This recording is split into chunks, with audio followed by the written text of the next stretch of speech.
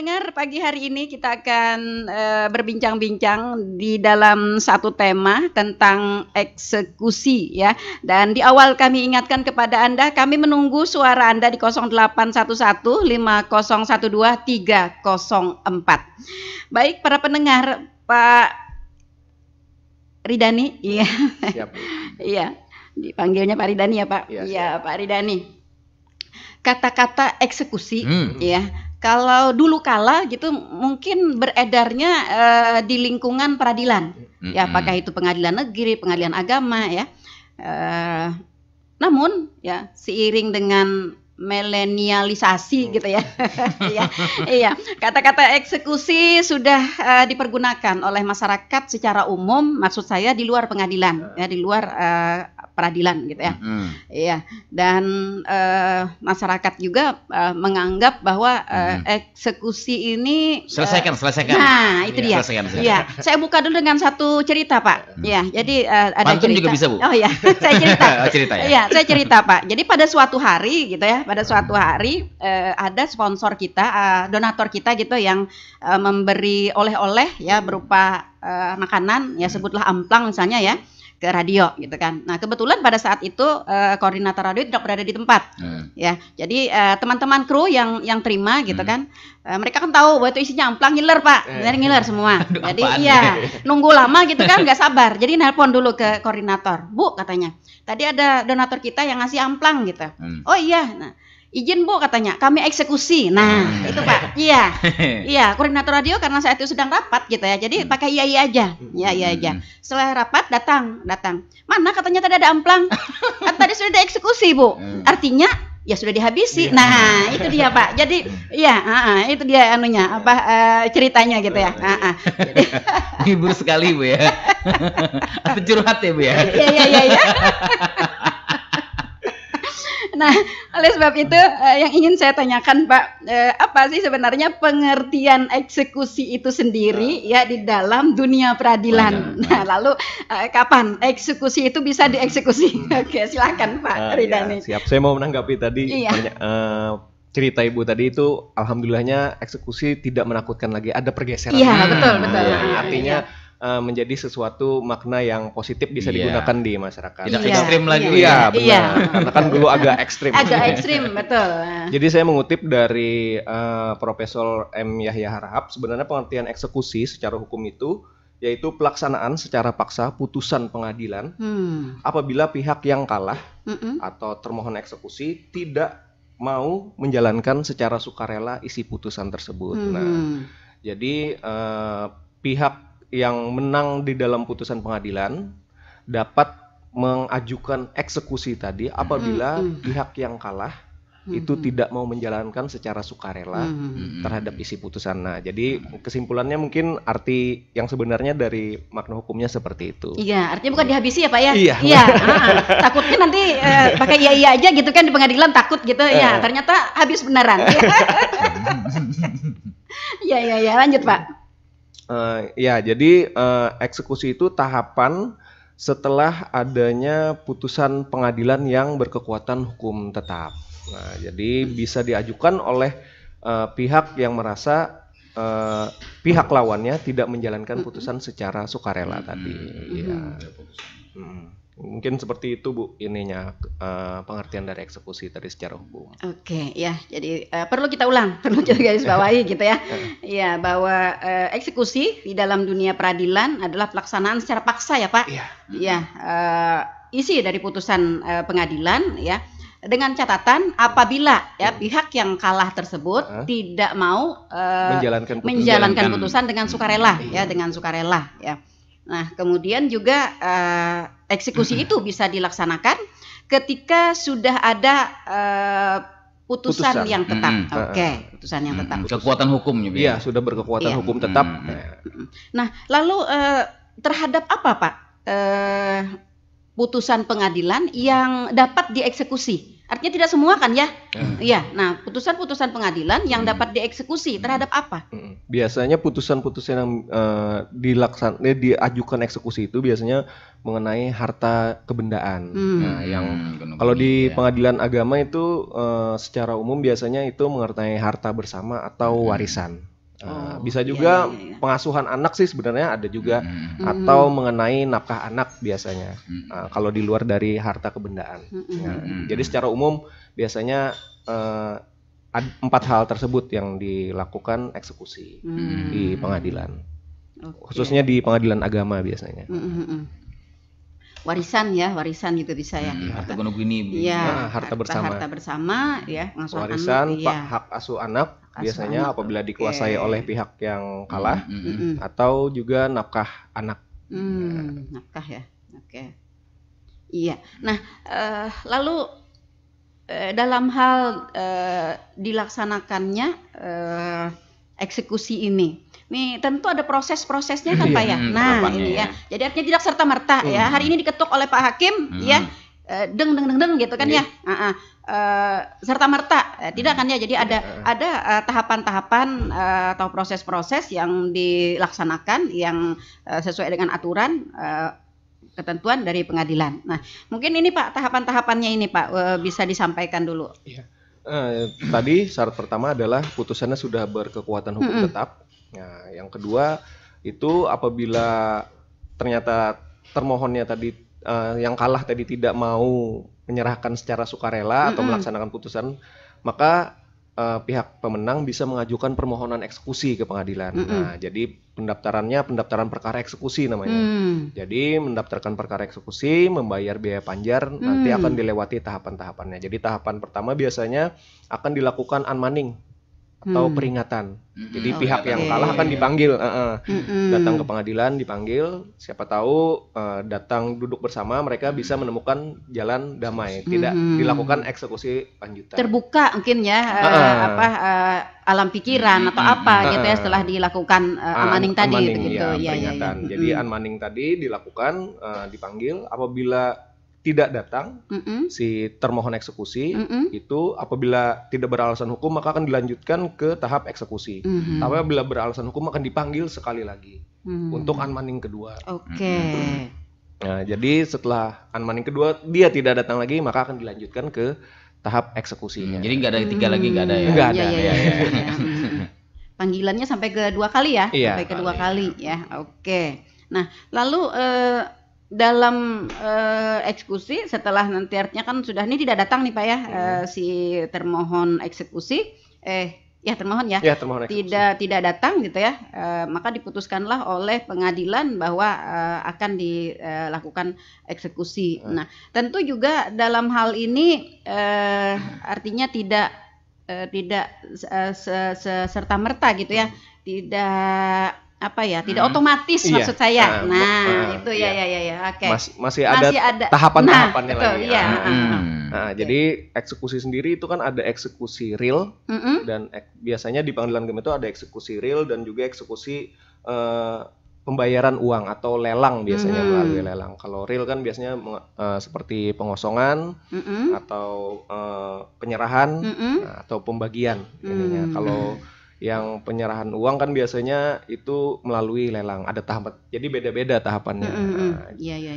Mungkin tahapannya kalau eksekusi real biasanya itu ada penetapan eksekusi dulu oleh ketua, koordinasi dengan pihak terkait, apakah subjek hukumnya ini, subjek yang dieksekusi ini berhubungan misalnya dengan BPN kah, dengan kepolisian kah, ininya. Jadi pihak-pihak terkait harus ada ini dulu. Apalagi kalau misalnya yang eksekusi dengan lelang, itu tahapannya ada pengumuman di media massa dulu, di surat kabar, habis itu kami ke KPKNL dulu untuk melakukan tahapan pelelangan. Setelah lelang selesai, baru nanti dibagikan ke para pemohon dan termohon eksekusi tadi sesuai dengan bagian yang ada di dalam putusan. Nah, seperti itu Bu tahapannya. Oke. Nah, berkenaan dengan eksekusi real, Pak. Ini yang sering terjadi khususnya di pengadilan agama ya, Pak. Misalnya harta gonogini ya. Nah, sengketa harta bersama sengketa harta bersama ya. Nah, apakah di langkah pertama ketika melakukan eksekusi itu bangunan atau harta bersama yang diperdebatkan itu dikuasai terlebih dahulu oleh pengadilan. Iya, ataukah ya ada apa misalnya pihak yang menang atau pihak yang menang, surat-suratnya yang diambil. Nah, itu yang yang mau saya maksudkan. Bagaimana itu, Pak? Biasanya sih dengan penetapan sita, Bu. Jadi akan ditempelkan terhadap objek sengketanya, misalnya ada rumah, nanti ditetapkan sita atas rumah tersebut. Jadi kami lakukan surat ke BPN. Jadi tidak bisa dilakukan pemindahan terhadap objek sengketa tadi. Jadi ada koordinasi dengan pihak selain dari pengadilan agamanya. Jadi keluar kita ke BPN biasanya kalau contohnya tanah atau rumah tadi. Kalau misalnya bentuknya berupa mobil atau kendaraan ke pihak Samsat, berarti kami lakukan pemblokiran terhadap surat menyurat biar tidak dipindah tangankan. Biasanya kan yang membuat sulit adalah pemindahan tangan ini. Nah, kalau pemindahan tempat tidak apa-apa, Pak ya. Iya. Jadi diletakkan penetapan sita tadi, Bu, ini. Oh, begitu, penetapan sita. Berarti dengan putusan pengadilan juga ya menetapkan ini. Nah, lalu mengenai dokumen-dokumen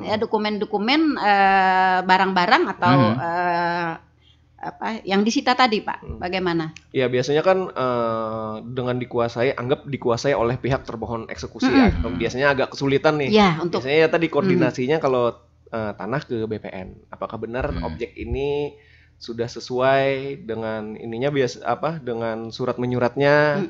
Apakah terdaftar? Apakah ada sertifikatnya? Jadi biar memudahkan untuk tahap pengosongan untuk eksekusi real atau tadi tahap pelelangan untuk eksekusi penyerahan sejumlah uang.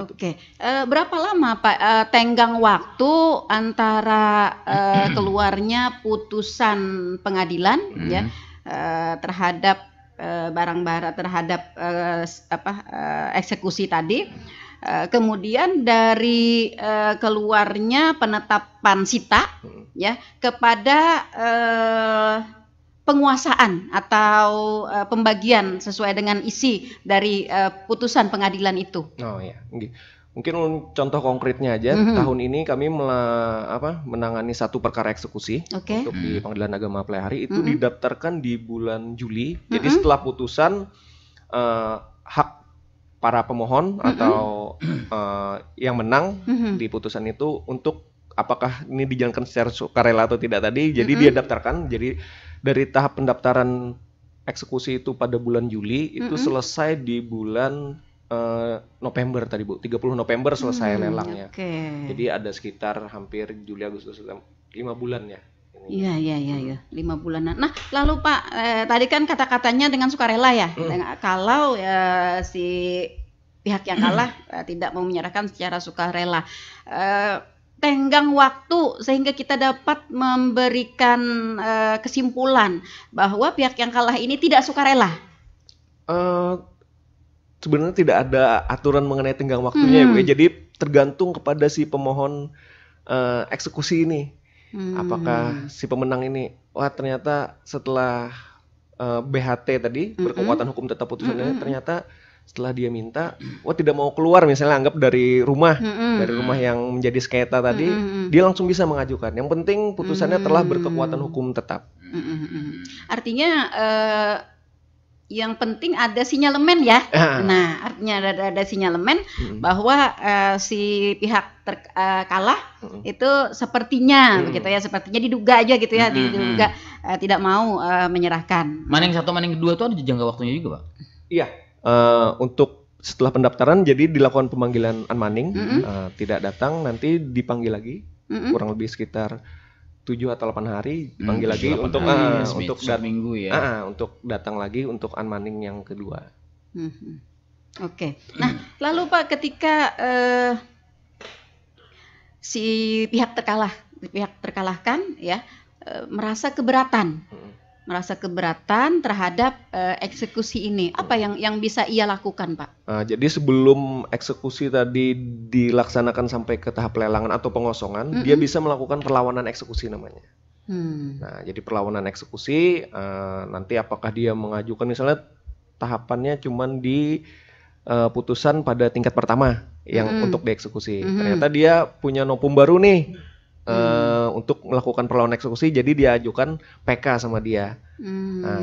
Jadi perlawanan eksekusi mungkin permohonan perlawanan eksekusinya menunggu sampai putusan si peninjauan kembalinya keluar. Iya. Jadi baru nanti akan diajukan tahapan selanjutnya, apakah dieksekusi lagi atau putusannya berubah sesuai PK atau bagaimana? Iya.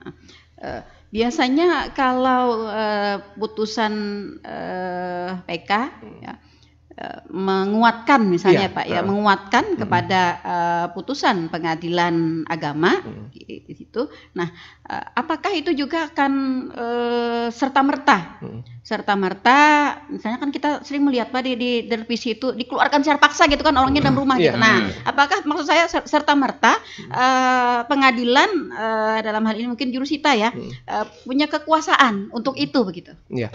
Kalau misalnya tadi dalam konteks yang perlawanan tadi ya, perlawanan eksekusi ternyata putusan PK-nya tetap menguatkan ini, jadi dilanjutkan tahapan eksekusinya. Nah, kalau misalnya putusannya tadi belum ada dimintakan eksekusi, ternyata sampai PK, jadi mereka setelah putusan PK baru memohonkan eksekusi, baru jalan tahapan permohonan eksekusinya. Kan ininya konteksnya tadi. PK ini upaya hukum terakhir kan ya. Nah, iya, upaya hukum terakhir ya. Maksud saya ketika putusan PK tadi ternyata juga tidak memuaskan. Nah, tidak memuaskan kepada pihak terkalahkan ini. Nah, itu kan kadang-kadang dia sudah tidak bisa lagi melakukan upaya hukum yang lain. Nah, maka akan terjadilah kayak sengketa lain lagi begitu. Gesekan ya. Itu yang ingin saya tekankan. Nah, lalu dalam kondisi-kondisi seperti ini, Pak, kondisi-kondisi seperti ini apa upaya-upaya yang bisa dilakukan oleh pihak terkalahkan untuk mengungkapkan ketidakpuasannya itu begitu? Jadi tahapannya kan PK pertama, saya pernah ada tahapan dia mengajukan PK yang kedua kalinya dengan nopum yang baru lagi. Yang baru lagi, oke, ya seperti itu ya. Karena saya tahu seingat saya itu pernah ada PK untuk kedua kalinya dengan nopum baru ininya, tapi setelah itu akhirnya keluar secara sukarela dari sengketa objek sengketa tersebut. Iya. Artinya memang sudah menyadari gitu ya bahwa sudah 2 kali PK ya. Sudah mentok nih. Iya. Ayo sudah aja. Iya. Nah, lalu Pak garis bawahnya tadi kan sukarela gitu ya. Garis bawahnya sukarela. Nah, lalu dalam kenyataan juga pernah terjadi ya, mungkin pernah juga dialami oleh pengadilan agama gitu ya, pihak terkalahkan sengaja ya untuk mengulur-ulur waktu. Nah, mengulur-ulur waktu, sedangkan yang pihak penggugat ya tidak sabar gitu ya, tidak sabar. Nah, dalam hal ini apa yang bisa dilakukan oleh pengadilan agama untuk membatasi penguluran waktu dari pihak terkalahkan? Sebenarnya kalau penguluran waktu tadi kita itu dilema di lapangan sih biasanya. Iya, makanya itu ini yang rumit Pak, karena sering terjadi. Iya benar, karena aturan dan pelaksanaan di lapangan kadang-kadang sering terjadi dilema seperti itu Bu, karena betul. Tadi pihak yang kalah tidak mau keluar secara sukarela. Iya. Jadi kalau pengadilan agama tidak menunda Bu, kalau biasanya kan sudah ditetapkan kapan waktu eksekusi. Jadi biasanya koordinasi dengan pihak terkait, dengan pihak keamanan, apakah itu misalnya contoh pembongkaran berarti ada alat berat untuk ininya, ya tetap harus dilaksanakan Bu, jurusita tetap harus melaksanakan yang sudah ditetapkan oleh ketua kapan waktu eksekusinya. Ya pada tadi saat mungkin waktu yang sudah ditentukan. Mungkin ya tadi ada, karena kan ada rasa kemanusiaan juga mungkin komunikasi di lapangan Bu ininya. Tekniknya mungkin dari pengadilan agama biasanya melakukan komunikasi kepada pihak yang kalah. Biasanya komunikasi dulu, jangan hadirkan alat beratnya dulu, tugas keamanan dulu. Jadi dari malam alat beratnya sudah datang Pak. Iya, nggak mau tidur dia semalaman. Iya. 1 hari mungkin atau 2 hari sebelum pelaksanaan eksekusi tersebut, mungkin pihak pengadilan agama itu sudah ada komunikasi. Komunikasi. Ya. Memang ini putusannya menjelaskan, artinya memberi pemahaman secara hukum bahwa pihak yang kalah ini memang sudah bukan haknya lagi secara hukum terhadap objek sengketa tersebut. Nah, dengan komunikasi tersebut mungkin siapa tahu pihak yang kalah bersedia secara sukarela. Tapi itu ya di luar dari aturan hukum ibaratnya. Secara karena begini, kadang-kadang kan aturan hukum ya memang sudah berkekuatan hukum tetap, sudah sesuai dengan tahapan-tahapannya, sudah sesuai dengan segala-galanya begitu ya. Nah, tetapi kenyataan di lapangan itu jauh berbeda begitu ya. Aja, aku minta waktu sebulan lagi ya, karena semalam berjanji lawan Pak Iwan gitu kan. Nah, Pak Iwan akan memberi rumah gitu. Nah, itu.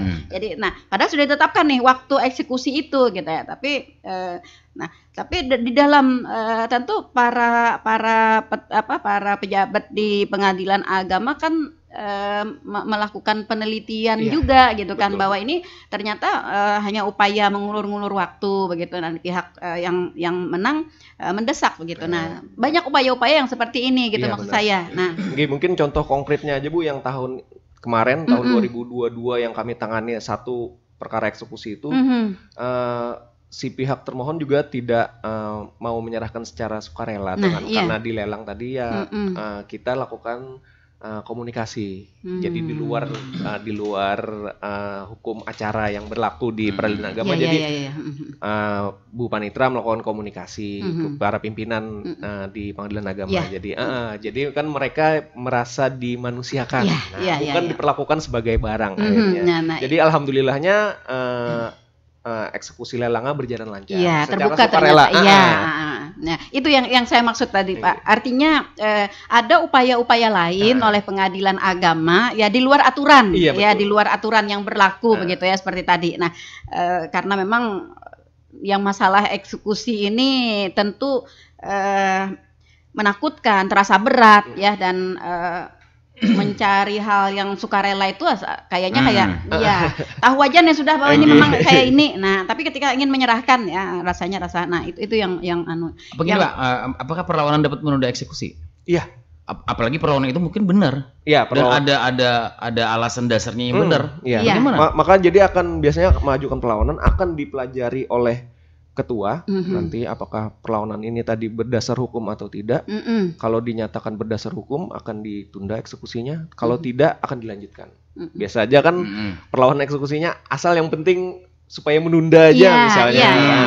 Yang tidak berdasar hukum ternyata alasan-alasannya. Padahal buktinya itu aja juga gitu Padahal kan di tingkat banding sudah selesai di tingkat pertama, ternyata bukti yang diajukan ya buat apa ditunda eksekusinya? Artinya kan dia cuma mau mengulur waktu saja. Kecuali ada bukti baru ya yang kuat ya.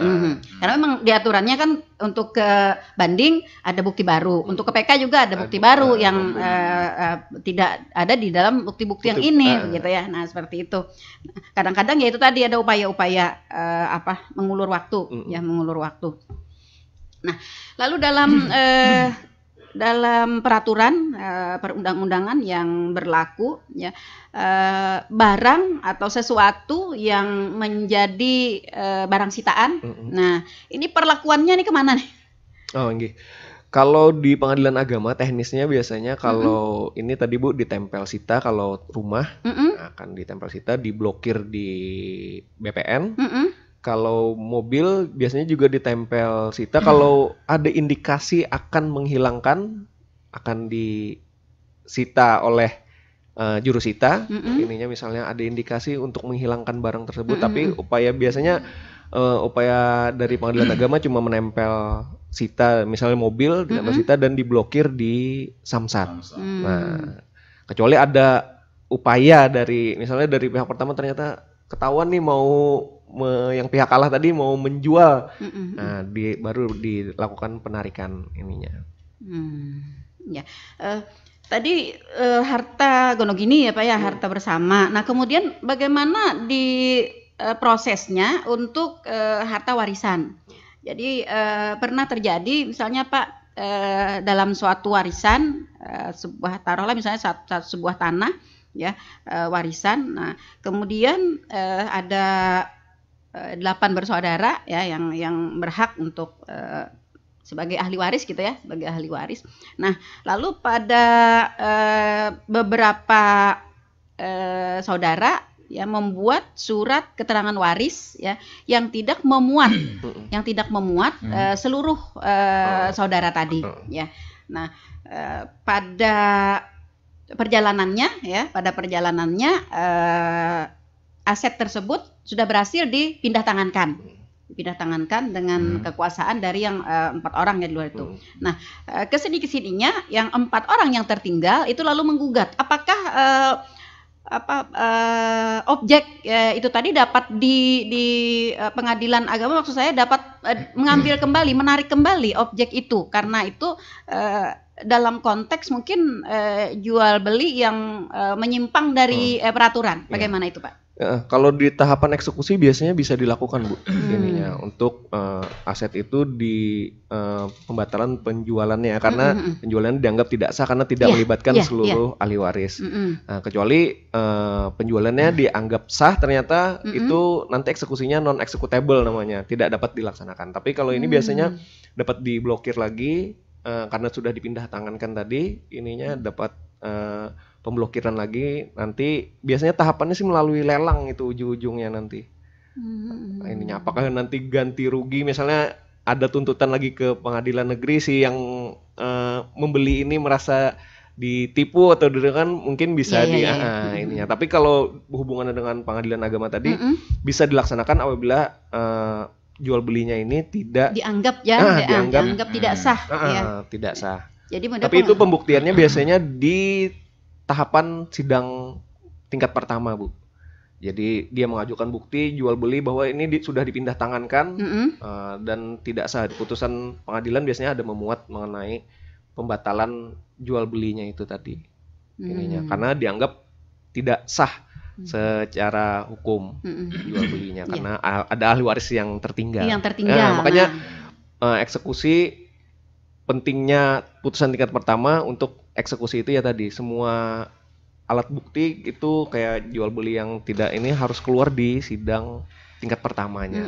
Karena begini, pengadilan sendiri kan tentu tidak serta-merta dapat mengetahui begitu ya, betul, bahwa si A ini punya saudara berapa begitu kan, sesuai dengan surat keterangan waris yang dilampirkan di situ ya menyebutkan bahwa ada 4. Nah, ternyata ada yang tertinggal begitu kan ya. Jadi artinya kesalahan ini bukan di kesalahan di pengadilan begitu ya, tetapi ini mungkin upaya-upaya dari ahli waris. Nah, karena ini juga banyak terjadi, Pak, banyak juga pengaduan ya yang mengenai waris ini, apalagi kalau ketika aset ya atau objek yang dipersengketakan itu ternyata punya nilai jual yang tinggi begitu, betul ya. Nah, yang tinggi. Nah, ini yang menjadi sering menjadi permasalahan di masyarakat kita.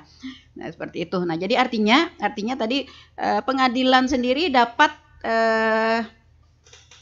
mengambil kembali ya, Pak, objek yang dipersengketakan itu, meskipun itu sudah dilakukan jual beli ya. Pembatalan karena seingat ulun ada putusan di Pengadilan Agama Banjarbaru itu melakukan pembatalan jual belinya.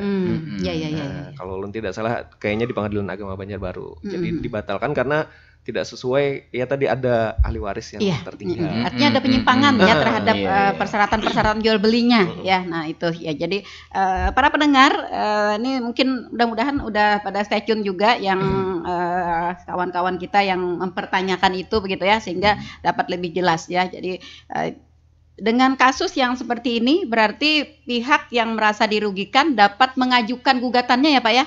Iya, dapat mengajukan gugatannya ya ke pengadilan untuk melakukan pemeriksaan kembali ya. Dan sementara itu mungkin objek yang dipersengketakan ya dapat dilakukan sita ya. Nah, sita seperti itu sehingga pada akhirnya nanti jikalau itu terbukti ya objek tersebut dapat dikuasai kembali ya oleh pengadilan ya. Nah, jadi ini ya sehingga masyarakat kita benar-benar dapat mengetahui jalur hukum yang bisa dia tempuh ya ketika menemukan permasalahan-permasalahan ini. Ya, sering terjadi Pak di masyarakat kita ketika ada permasalahan ini mandek karena mereka mungkin tidak tahu ya jalur hukumnya seperti apa ya. Apalagi itu sudah dilakukan jual beli, ya uangnya juga sudah habis dipakai gitu. Nah, itu yang ini. Karena kawal lagi aja, soalnya sudah. Nah, itu. Kalau lebih enak sih ke pengadilan negeri Bu untuk pembatalan jual beli. Biar di pengadilan agama nanti fokus ke warisnya saja. Nah, tapi bisa juga di pengadilan agama, tapi ya tadi pemeriksaannya agak dua perkara langsung kan, waris dan pembatalan jual belinya. Tapi kalau saran saya lebih baik ke pengadilan negeri untuk pembatalan jual belinya karena kan itu sengketa hak milik. Takutnya nanti kurang bukti, nanti warisnya nggak jalan, ini perkaranya ditolak karena ada 2 petitum yang dimasukkan waris dan pembatalan jual belinya. Iya. Jadi ada 2 peradilan yang menangani ini ya. Jadi ada pengadilan negeri dan ada pengadilan agama ya. Pengadilan agama berkewenangan di warisnya ya. Pengadilan negeri berkewenangan di sengketa hak miliknya ya. Dan mungkin juga yang penyimpangan yang terjadi tadi ya. Nah, jadi seperti itu ya. Mudah-mudahan kawan-kawan kita yang mempunyai permasalahan yang kemarin nitip pertanyaan gitu ya, pagi hari ini dapat mengerti. Untuk lebih jelasnya mungkin kalau di dalam talkshow ini kita tidak paham atau apa gitu ya, mungkin boleh datang ya Pak ya ke pengadilan agama sendiri untuk berkonsultasi. Iya, ada di meja informasi, silahkan datang di bagian PTSP. Kalau mau lebih jelas mengenai eksekusi atau yang lain, penetapan ahli waris atau masalah yang berhubungan dengan pengadilan agama. Iya. Oke, itu tadi objeknya benda ya Pak ya. Iya. Sekarang ini juga banyak terjadi di masyarakat kita. Objeknya itu tadi seperti pengasuhan anak. Nah, pengasuhan anak ini ramai juga Pak. Ramai juga ininya fenomenanya di masyarakat kita begitu. Nah, dalam eksekusi untuk pengasuhan anak ini.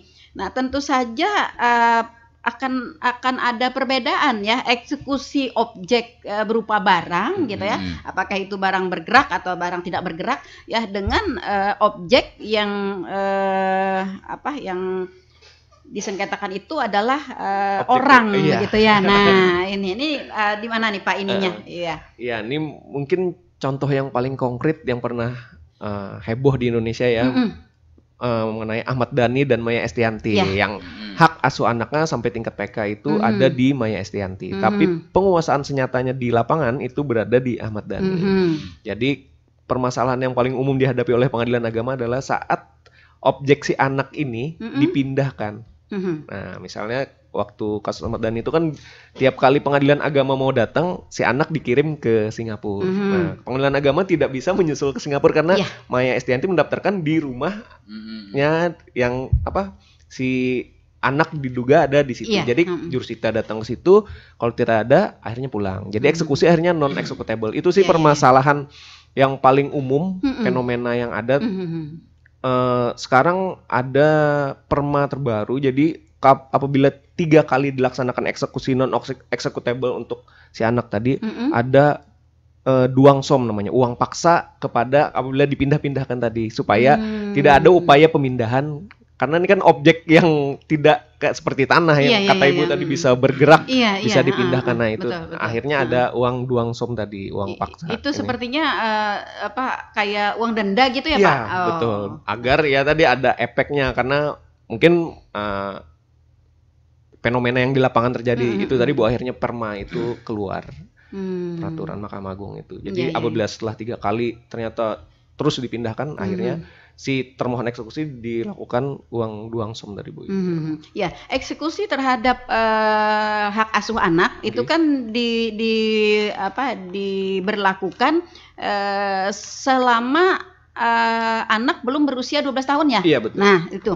Nah, lalu fenomena yang pernah terjadi di masyarakat kita nih, upaya memindah-mindahkan, upaya itu mengulur-ngulur waktu sampai dengan batas maksimal. Nah, karena nanti ketika anak sudah berusia 12 tahun, dia kan sudah berhak untuk memilih. Untuk memilih. Nah, anak dalam proses memilihnya ya, dia kan bisa bisa diomongin gitu ya, bisa diiming-imingin kayak pemilihan umum juga deh, ya, bisa diiming-imingin gitu kan ya. Nah, lalu pengadilan sendiri Pak melihat kemungkinan kondisi ini, apa pasal-pasal yang dapat membackup atau menghentikan, upaya-upaya yang seperti ini. Kalau dari pengadilan agama sendiri Bu, kalau eksekusinya ya tadi datang ke tempat si anak berada tadi, apabila tidak ada ya tadi akhirnya ke Duangsom tadi Bu ininya. Sedangkan untuk yang lain apakah ada pidananya itu sepertinya kayaknya pihak kepolisian pun agak takut karena kan masih hubungan suami istri biasanya. Biasanya datang pun kami dengan pihak kepolisian itu ya balik lagi. Ya itulah fenomena di lapangan yang tidak bisa ditanggulangi sampai sekarang, yang ya juga menjadi problematika yang dipikirkan oleh Mahkamah Agung sendiri. Makanya akhirnya keluar yang aturan mengenai Duangsom tadi, perma tadi. Iya. Karena memang fenomena ini kan kasus per kasus ya Pak ya. Betul. Iya, kasus per kasus. Jadi dua kasus belum tentu sama ya, betul. Permasalahannya sama ya. Betul. Hak asuh anak gitu ya sama. Tapi fenomena di lapangannya betul. Itulah pengacara jadi laku ya. Iya. Terkait eksekusi nih Pak, eksekusi dalam hal pembayaran. Nah, ini terlepas dari Ahmad Dhani ya. Ahmad Dhani ya kecil saja yang song tadi ya. Ini tergugat tidak mampu membayar. Ya itu ini biasanya mengenai nafkah anak juga kan. Nafkah anak eksekusi yang tidak mau membayar biasanya. Tidak mampu Pak. Tidak mampu Pak. Ya akhirnya non executable. Tidak dapat dilaksanakan juga eksekusinya. Nah, ini nafkah anak biasanya ada yang tidak mampu, istrinya biasanya disuruh mengajukan harta pengganti nafkah anak apa yang dimiliki oleh suaminya menjadi pengganti nafkah anak tadi untuk dieksekusi. Ternyata setelah cek tidak ada hartanya. Parah jual. Sama itu fenomena yang terjadi di masyarakat juga. Saya baru baca tulisan juga kemarin, lupa dari siapa, itu memang fenomena yang terjadi di masyarakat. Akhirnya itu Pak. Putusan pengadilan tadi tidak dapat dilaksanakan juga, non executable juga akhirnya. Karena ya tadi si ayah kandung tadi tidak mempunyai harta juga untuk dieksekusi. Ya memang itulah yang terjadi di masyarakat. Atau misalnya si pihak orang ibu misalnya ya, ibu yang menguasai anak gitu kan, padahal di dalam putusan hak asuh anak diberikan kepada ayah gitu ya. Nah, ketika mau diambil kan namanya ibu ya Pak ya, ibu dengan anak itu kan kayak satu jiwa ya. Satu jiwa. Ya bayangkan di dalam kandungan 9 bulan 9 hari gitu, makan bersama gitu ya, kemudian 2 tahun nyusu dan lain sebagainya gitu. Nah, ternyata dengan pertimbangan dari pengadilan ya, bahwa mungkin ibu mempunyai perilaku yang kurang menguntungkan untuk anak, atau mungkin ibu tidak mempunyai mata pencaharian yang tetap untuk ini, maka hak asuh diberikan kepada ayah. Nah, dalam hal ini kan akan sulit bagi ibu ini untuk menyerahkan, Nah, lalu dengan uang pengganti tadi, ibu juga tidak mampu begitu. Nah, ibu juga tidak mampu. Nah, lalu upaya-upaya apa yang dilakukan oleh ibu? Ya, oleh yang dapat ditempuh ya. Yang dapat dilakukan oleh ibu ya untuk mempertahankan ya. Memang sebenarnya kalau hak tadi kan sudah situ, tapi untuk mempertahankan ikatan jiwanya itu. Nah, itu Pak. Ya, upaya hukum sih sebenarnya dapat kalau include dengan kumulasi dengan perkara cerainya, hak asuhnya, dia dapat mengajukan lagi perkara baru hak asuh anak. Dengan membuktikan bahwa dia mampu. Misalnya di tingkat pertama dia nggak sempat hadir nih ininya, dan sudah BHT putusannya berkekuatan hukum tetap, ternyata hak asuh ada di tangan ayah. Ininya dia bisa mengajukan hak asuh ke pengadilan dengan melampirkan dengan mengajukan bukti-bukti baru mengenai hak asuh anak tadi. Oke, baik, kita di Suara Pendengar. Selamat pagi. Halo, selamat pagi, Suara Pendengar. Iya, agak kecil suaranya. Iya. Bentar Bu ya. Oke. Jangan diputus dulu Bu ya. Oke, sabar. Iya, Oke, silakan. Siapa di mana? Ibu Arma. Oh ya, Bu Arma. Ya tadi nggak kedengaran Bu. Oke, apa kabar Bu? Ya, Alhamdulillah baik, tapi hujannya labut jadi kurang kedengaran Bunda. Iya, betul sekali. Oke. Ya, langsung apa tadi yang mau dipertanyakan? Nah, ini pertanyakan masalah anak tadi Bunda. Oke. Yang hak asuh anak ini banyak kedengarannya. Kalau laki-laki itu ke tempat mamanya, kalau bini anak abahnya, padahal kan itu baru mungkin 2 Bunda. Ya. Kalau memang masih belita banget, mesti itu laki-laki maupun perempuan pasti kan masih mengikut ibunya, itu kan. Oke. Tapi kebanyakan kadang kalau laki-laki itu umpat ya, kalau bini-bini ulon, nah itu di situ apa itu figur. Iya. Oke, baik. Tapi kan belum masih berita tuh kan masih kepada mamanya. Betul. Okay. Nah itu aja Bunda. Oke, Bu. Iya, sama-sama Bu. Terima kasih Bu. Salam sehat Bunda. Amin. Iya, oke. Waalaikumsalam warahmatullahi wabarakatuh. Ini fenomena juga Pak di masyarakat. Saya juga tidak tahu nih apakah ini memang ada di dalam aturan, ya aturan perundang-undangan atau tidak, hanya adat kebiasaan, ya. Betul. Seperti yang disampaikan oleh Bu Armah tadi. Masyarakat kita mempercayai ya bahwa seorang anak perempuan ya bila terjadi perceraian itu hak ibunya. Nah, kalau anak laki-laki itu hak ayahnya. Nah, lalu bagaimana Pak dengan peraturan perundang-undangan sendiri? Iya benar.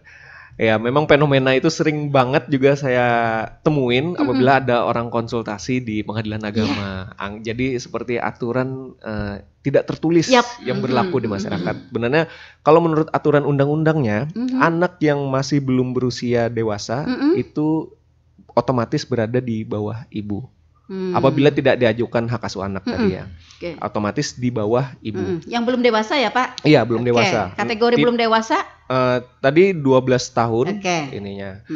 Apakah ada pembedaan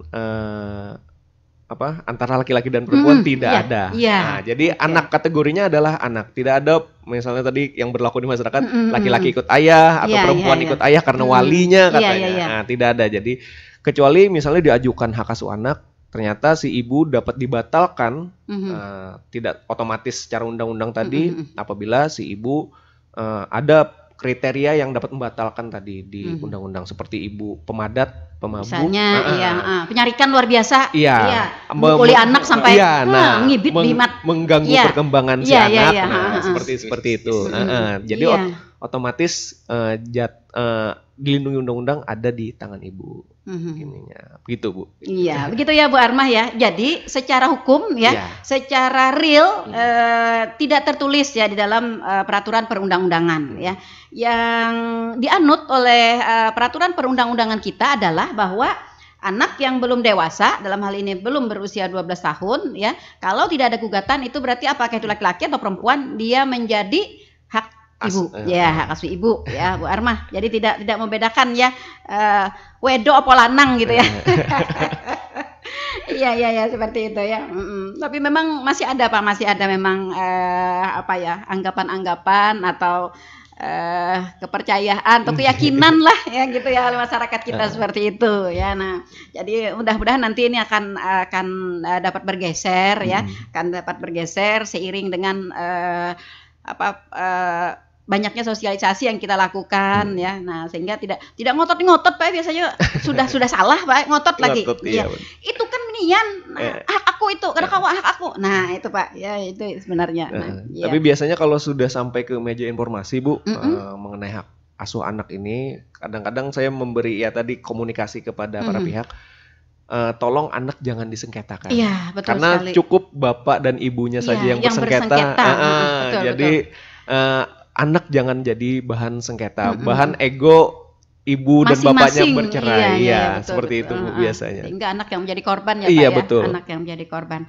Dan ini memang fenomena menyedihkan ya di masyarakat kita yang memang juga sering terjadi. Nah, ini juga yang ingin kita tekankan pada saat ini, karena ketika anak menjadi korban dari persengketaan kedua orang tua ya, maka anak akan tumbuh dan berkembang secara tidak wajar secara tidak baik. Akan terganggu psikologisnya. Bahkan nanti psikologisnya yang terganggu, pemikirannya, bahkan juga perilakunya. Nah, seperti itu ya. Itu yang juga perlu kita tekankan kepada masyarakat kita. Oke, baik. Kemudian mengenai proses dari penyelesaian objek-objek yang disengketakan, anggaplah misalnya barang ya. Nah, setelah dikuasai oleh pengadilan, setelah itu memang sudah dapat dieksekusi. Nah, lalu tahapan selanjutnya dari objek itu tadi bagaimana? Jadi biasanya akan dilakukan kalau pengambilan kan diserahkan kepada yang mempunyai haknya tadi, si pemohon. Kalau dilelang biasanya akan sampai ke pemenang lelang. Tahap balik nama di KPKNL Ibu tahapannya sampai risalah lelang keluar. Langsung dilakukan balik nama, bayar bea balik nama, pas segala macam sudah termasuk dengan biaya lelangnya tadi ada di sana. Jadi istilahnya balik nama lah ininya. Pada tahapan termasuk yang terakhir kami tangani ini sampai risalah lelang keluar, jadi si pemenang lelang dapat melakukan balik nama terhadap hak yang dia menangkan di lelang tadi. Jadi bukan si pemohon atau termohon eksekusi yang memenangkan orang luar karena kan tahapannya lelang ininya. Lalu hasil dari lelang itu sendiri nanti dibagi sesuai dengan kemarin kan yang kami tangani itu waris. Jadi di putusannya sudah bagiannya. Ada pembagian berapa seberapanya. Jadi hasil uang lelang tadi dibagi sesuai dengan bagian para pihak. Apakah pengadilan sendiri menyelesaikan ini sampai pada tahapan pembagian tadi, artinya sampai dengan tahapan selesai begitu? Iya, sampai tahapan pembagian uangnya kepada pihak-pihak. Iya. Saya khawatirnya nanti hasilnya diberikan kepada salah seorang, gitu kan? Ini baginya bukan nikam sesuai. Nah, itu akan menimbulkan permasalahan baru. Artinya pengadilan akan menyelesaikan menyelesaikan sampai kepada tingkat terakhir di para pihak ya. Iya. Sehingga ini memang benar-benar artinya selesai begitu selesai, ya. Iya, selesai. Nah, kemudian juga Pak, kalau tadi mungkin objek itu mau dibalik nama ya, tapi pada objek tersebut memang sudah nama sang suami. Jadi ada kasus nih Pak kemarin, si suami sebelum menikah gitu kan, dia sudah mempunyai rumah ya. Kemudian setelah menikah, istrinya ikut di situ. Nah, beberapa perjalanannya gitu kan berpisah. Nah, si istri menguasai rumah itu, ya, karena dianggap itu sebagai harta bersama. Bukan Pak, hak dia selama menjadi istri. Nah, seperti itu ya. Nah, dalam kasus seperti ini, ya bagaimana Pak? Perolehan hartanya tadi sebelum menikah ya Bu? Sebelum menikah. Sebenarnya kalau sebelum menikah berarti itu bukan termasuk harta bersama dan sebenarnya bukan menjadi hak istri juga. Jadi kalau biasanya masuk ke pengadilan dipersidangkan dengan alat bukti, hakim akan mencocokkan buku nikah dan tahun perolehan. Apabila di luar dari masa pernikahan mereka, maka akan menjadi harta si pemilik, misalnya si suami tadi, maka bukan termasuk jadi harta bersama. Sebenarnya istri berarti tidak mempunyai hak di situ. Iya, problemnya begini Pak, ketika selama berumah tangga begitu ya, istri merasa suami tidak mencukupi ya nafkah dia gitu. Nah, jadi dia mengklaim itu gitu kan sebagai gantinya. Iya, dalam hal ini apakah si istri ya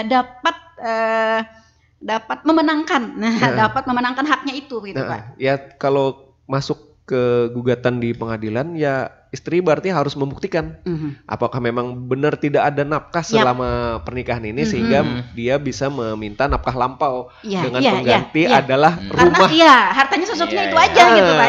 Gantiannya misalnya jadi dia tahap pembuktian juga tidak serta-merta hakim akan percaya juga. Jadi apakah nafkah lampaunya memang benar senilai dengan harga rumahnya ini ininya. Nah, nanti tertuang di misalnya anggap dikabulkan putusannya, nanti akan tertuang pengganti nafkah lampaunya adalah rumah misalnya, misal seperti itu. Oke, tapi memungkinkan ya Pak ya? Apakah pernah kasus itu terjadi Pak? Dimenangkan begitu? Kalau nafkah lampau pernah Bu, tapi nggak sampai senilai rumah juga biasanya. Pernah juga ada gugatan nafkah lampau biasanya ada diajukan, tapi dia harus pembuktiannya agak rumit dan agak sulit karena kan dikembalikan ke pihak nih cara pembuktiannya. Apakah memang benar dia tidak dinafkahi? Tidak mendapat nafkah, selama nafkah yang cukup begitu ya, dalam kategori cukup. Nah, mengkategorikan cukup ini juga agak sulit gitu ya. Mungkin cukup bagi saya, tidak cukup bagi Iwan gitu kan. Iya, seperti itu ya. Jadi tapi tetap memungkinkan Pak ya. Tetap memungkinkan. Nah, ya, ini juga dalam rangka kita menegakkan hak-hak perempuan gitu ya. Betul. Melindungi hak-hak perempuan. Betul. Iya. Karena saya juga sering menemui permasalahan seperti itu gitu ya di lapangan. Nah, itu juga jadi perlu juga kita tekankan ya bahwa memang dimungkinkan ya, memang dimungkinkan. Hanya saja dengan catatan proses pembuktiannya tadi cukup rumit ya Pak ya. Iya, karena kan dikembalikan kalau orang mengajukan gugatan dikembalikan ke si penggugat. Dia harus membuktikan isi gugatannya ya. Seperti itu tadi. Dia membuktikan yang nafkahnya tadi entah itu transferan dari suaminya. Yang agak sulit kan biasanya atau kalau misalnya cash. Ada saksi, saksi yang biasanya kan cash Pak. Cash itu yang agak susah. Nah, itu dia. Itu dia yang ya. Mungkin bagi suami misalnya ngasih istri misalnya 10.000 sehari gitu ya. Dalam anggapannya itu udah cukup gitu ya. Nah, tapi ternyata kan tidak cukup. Nah, bagi istri tidak cukup gitu kan. Karena banyak kan keperluan rumah tangga ya dari A sampai Z. Nah, seperti itu. Nah, lalu biasanya Pak satu mungkin sebagai bahan pembuktiannya itu berupa apa biasanya? Ya, kalau dalam kasus-kasus seperti ini. Biasanya tadi kalau yang nafkah tadi dengan bukti rekening, ininya kalau yang lebih enak kan bukti rekening, bukti transferan. Kalau cash, tidak ada transferan cash gitu. Ada saksi berarti ya. Saksi, berarti saksi yang mendukung yang pernah melihat misalnya dia ada barinya yang lihat tuh si Anu sama lihat. Jadi nanti hakim yang akan mempertimbangkan apakah memang benar atau misalnya saksinya cuma sekali itu aja. Iya, soalnya pas yang dilihat sekali itu aja gitu kan, yang lain-lainnya enggak. Iya, betul.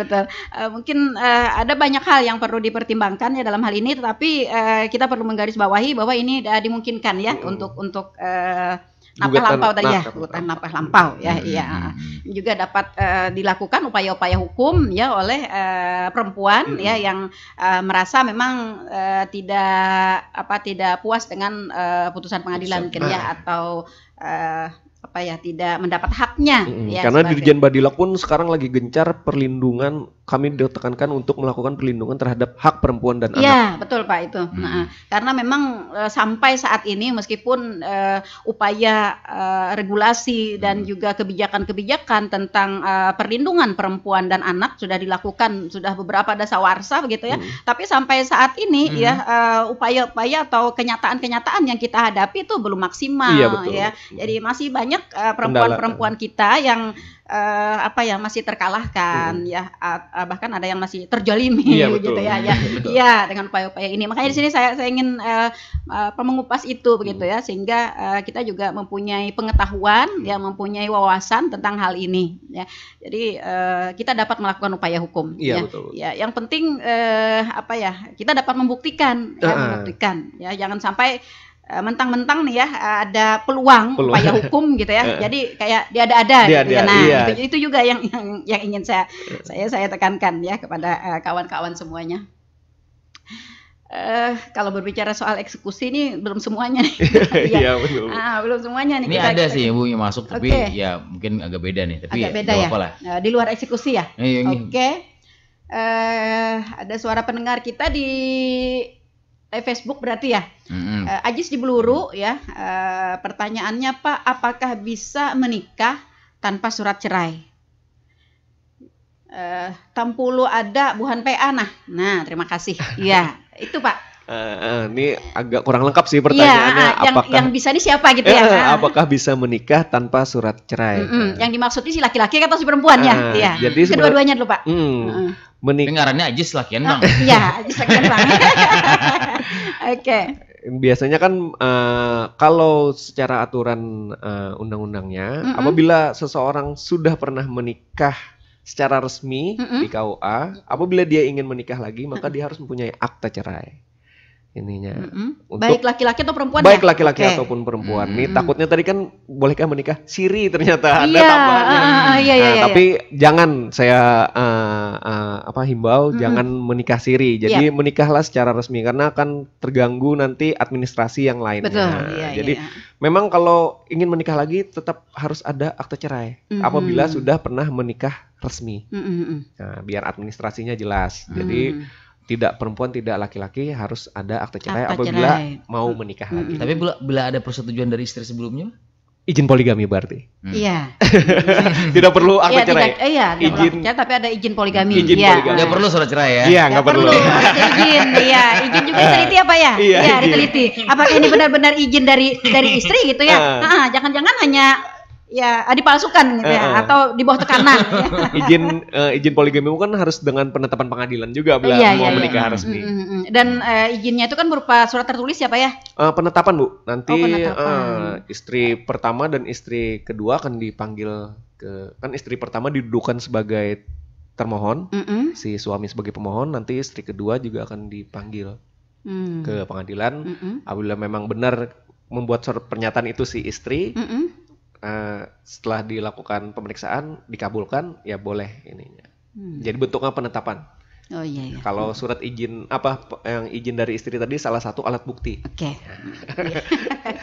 Seperti itu ya rekan Ajis di Beluru ya. Jadi kita ulangi lagi bahwa bagi yang ingin menikah ya, tapi sudah pernah menikah secara resmi ya tetap harus diperlukan surat akta cerai ya. Akta cerainya. Iya, baik itu laki-laki atau perempuan. Iya, itu. Jadi diperlukan. Kecuali kalau misalnya tidak secara resmi ya. Tapi seperti yang disampaikan oleh Pak Ridani tadi ya, menempuh jalur tidak resmi itu ya akan menimbulkan banyak permasalahan ya. Banyak efek jangka panjang. Iya, dan permasalahan itu nanti akan ditanggung jangka panjang ya, karena banyak sekali hal-hal yang nanti akan berkaitan dengan itu. Ya, jadi kalau bisa kita hindari itu. Ya, mutlak benar hindari. Mutlak ya, benar. Iya, mutlak. Oke, baik para pendengar dimanapun Anda berada. Satu lagi nih Pak. Oke. Terakhir mungkin ya. Iya, di suara pendengar kita. Apakah barang sita jaminan bisa dipakai? Rekan Ari di Plehari. Oke, terima kasih. Maksudnya barang, objek yang sudah disita, dinyatakan disita, ya, apakah bisa dipakai? Ya, bisa dipakai mungkin oleh si penggugat atau mungkin termohon eksekusinya ya. Iya. Sebenarnya boleh saja asal jangan ada upaya untuk menghilangkan. Misalnya nih. Kabur. Ternyata barang ininya mobil travel misalnya buat penghidupan si termohon eksekusi sehari-hari. Ininya bisa saja dipergunakan dulu ininya tanpa ada upaya untuk menghilangkan barang tersebut. Nah, tapi biasanya si pemohon eksekusi agak keberatan karena nilai ekonomisnya kan kalau dipakai akan menurun. Tapi ya tadi komunikasi biasanya sih Bu. Misalnya kalau yang disita objeknya toko, tidak boleh buka dulu tokonya dalam masa pelelangan misalnya. Akan menimbulkan kerugian yang luar biasa begitu ya. Dan mungkin barang tersebut kalau tidak digunakan bisa rusak. Nah, itu mungkin bisa jadi alasan juga. Iya, makanya ya tergantung akhirnya ya fenomena tadi ya komunikasi lagi tadi kembali akhirnya. Kalau pemohon merasa keberatan ya bisa saja tidak bisa dipakai tidak bisa dipakai karena bisa nggak? Dia bisa aja mengajukan keberatan dan ditindaklanjuti oleh pengadilan misalnya. Seperti itu. Artinya secara hukumnya ya Pak, menurut hukumnya. Peraturan perundang-undangan ya rekan Ari di Plehari, barang yang sudah disita jaminan gitu ya boleh dipakai ya. Asal tidak ada keberatan dari si pemohon. Selama ada tidak ada keberatan. Baik, iya. Kalau baik mungkin nggak disitaan ya. Nah, kalau berbicara soal komunikasi ini agak susah Pak, karena dari pihak yang bersengketa ini ya jangankan berkomunikasi secara baik. Belerekan mata gin kolek ya. Iya, banyak sekali sebenarnya hal-hal yang perlu kita bicarakan dalam konteks eksekusi ini ya.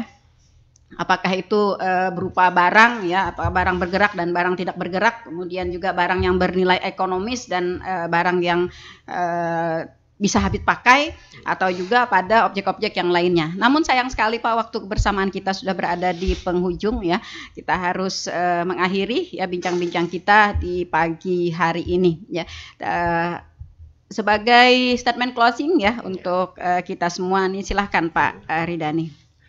Ya, pengadilan agama ini yang ingin saya sampaikan kepada seluruh masyarakat yang ada di Tanah Laut dan pendengar radio Tuntung Pandang. Jadi jika Anda menemui petugas kami ada yang meminta imbalan atau melakukan pungutan, harap segera melapor ke nomor pengaduan Pengadilan Agama Plehari kelas 1B. Dan untuk layanan informasi atau konsultasi bisa melalui WhatsApp di nomor 0812 5459 8875 atau melalui layanan WhatsApp Auto Reply yang ada di 0813 49 200 404. Ya, mungkin seperti itu. Oke, iya. Pengadilan Agama membuka ya layanan online ya bagi kawan-kawan, bagi para pendengar, bagi masyarakat yang ingin berkonsultasi ya berkaitan dengan kewenangan-kewenangan atau hal-hal yang berkaitan dengan pengadilan agama ya. Jadi tidak ada alasan ya, tidak ada alasan lagi bagi masyarakat untuk tidak mengetahui mungkin ya aturan-aturan yang berlaku ya, sehingga kita melakukan penyimpangan-penyimpangan ya terhadap aturan itu ya. Jadi apapun permasalahan Anda ya silakan untuk berkonsultasi. Baik para pendengar, sampai di sini jumpa kita di Inspirasi Pagi edisi Selasa 17 Januari 2023. Mudah-mudahan apa yang kita perbincangkan benar-benar dapat membuka wawasan ya untuk dapat memberikan inspirasi bagi para pendengar semuanya di kesempatan pagi hari ini ya. Terima kasih Pak Ridani atas kebersamaannya di sini ya. Mudah-mudahan kita dapat berjumpa kembali di lain waktu dan kesempatan.